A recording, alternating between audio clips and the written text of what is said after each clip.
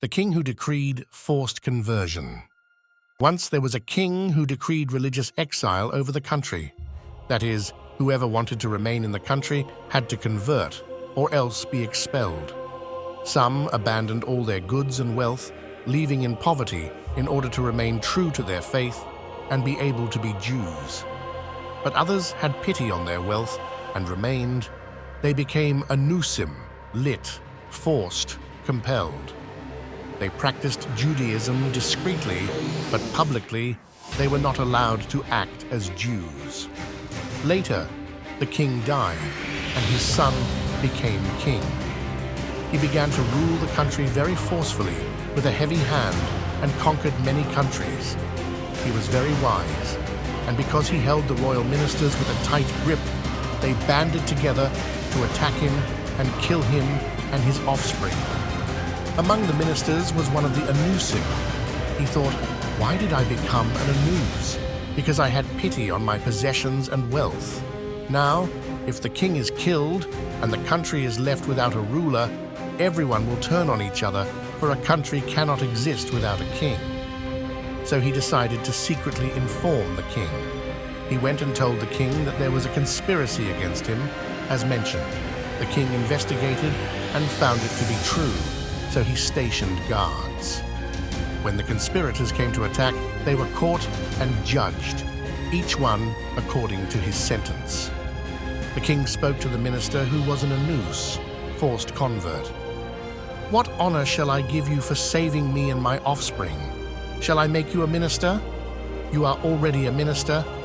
Give you money? You have money. Tell me what honor you want, and I will surely grant it. The Anus replied, but will you really do as I say? The king said, yes, I will certainly do what you wish. The Anus asked, swear to me by your crown and your kingdom. The king swore to him. The Anus said, my greatest honor is to be allowed to practice Judaism publicly, to wear talit and tefillin in public. The king was deeply disturbed, for no Jews were allowed to live openly in his country. But he had no choice due to the oath he had sworn. The next morning, the Anus went and put on talit and tefillin in public. Later, the king died, and his son became king. The son ruled gently, seeing that his father had been nearly overthrown. He conquered many countries and was extremely wise. The new king ordered a gathering of astrologers to ask them what could cause his offspring to be cut off, so that he could guard against it. The astrologers told him that his offspring would not be cut off as long as he kept away from a bull and a ram. This was recorded in the royal record book. The king ordered his children to rule the country as he did, gently. Later, he died. His son became king and began to rule the country harshly, like his grandfather, conquering many countries. He developed a new strategy and ordered that no ox or sheep should be found in his country, so that his offspring would not be cut off. Thinking he had nothing to fear, he ruled with great strictness and became extremely clever. The king discovered a wisdom that allowed him to conquer the entire world without battle. The world consists of 7 parts, and there are 7 planets, 7 luminaries that circle through the 7 days of the week, each planet shining on one of the 7 parts of the world. There are also 7 common kinds of metals, that is, gold, silver, copper, tin, etc. And each of the 7 planets shines on a specific metal. The king gathered all 7 metals and ordered all the golden portraits of kings, which hung in their palaces, to be brought to him. From these, he crafted a figure.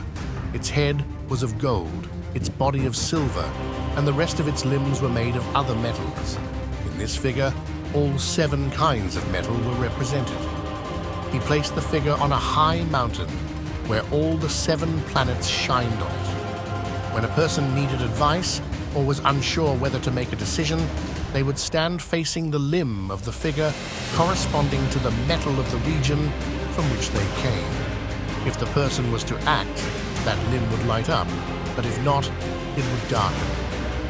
This is how the king conquered the world and amassed great wealth. However, the effigy he had made from the 7 metals could only work if the king cast down the haughty and raised the lowly, that is, took down powerful people and lifted up the humble.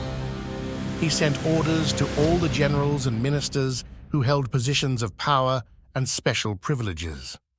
They all came, and he demoted them, removing their positions. Even those who had served since his great-grandfather's time were stripped of their roles. He appointed lowly people to replace them. Among the ministers whom the king cast down was the Anus. The king asked him, "What is your position?" The Anus answered, "My position is simply to be allowed to be a Jew in public, as a favor I did for your grandfather." The king took this privilege away, and the Anus was once again forced to conceal his faith. One night, the king dreamt of the clear sky and saw all 12 constellations, the stars partitioned into 12 parts corresponding to the 12 months.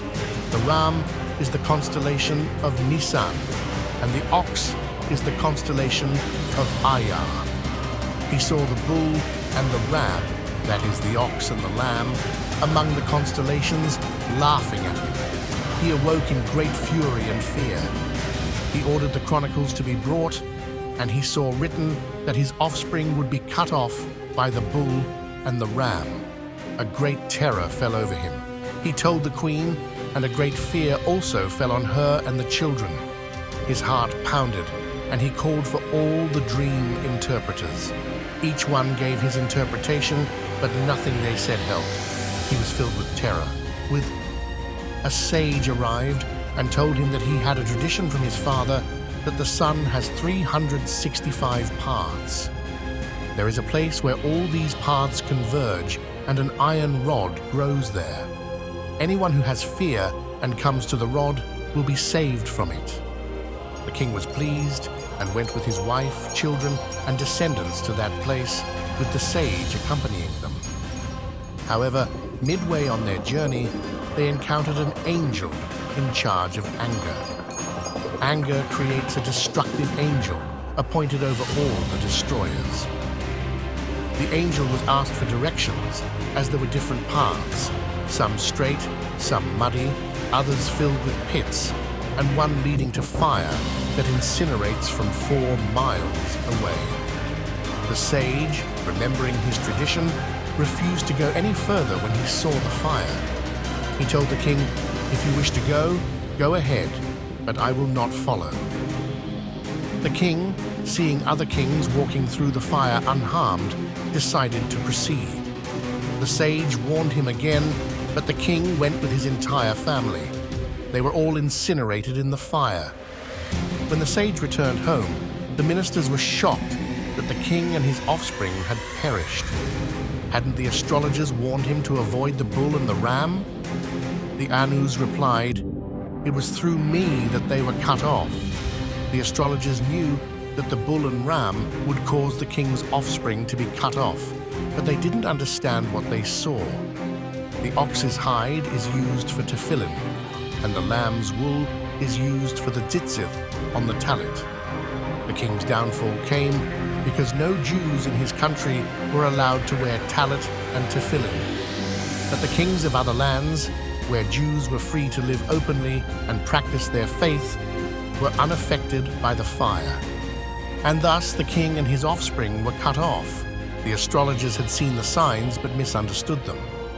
Lama Rageshu Goyim / why are the nations in an uproar? Teroem Beshevet Basel / you will break them with a rod of iron. Ps 2, the iron rod. The entire story is hinted at in this chapter. So well off is he who understands these great secrets of the Torah.